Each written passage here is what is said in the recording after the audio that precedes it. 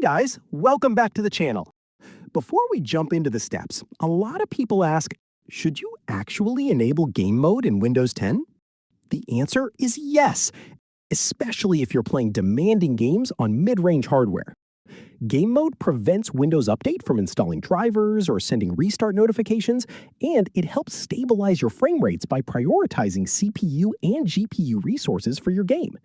However, if you already have a high-end PC, you might not notice a huge difference. Now, let's turn it on. First, click on the Start menu in the bottom left corner and open Settings. Next, click on the Gaming section. From the left sidebar, select Game Mode. Now, simply toggle the switch under Game Mode to On. And that's literally all it takes.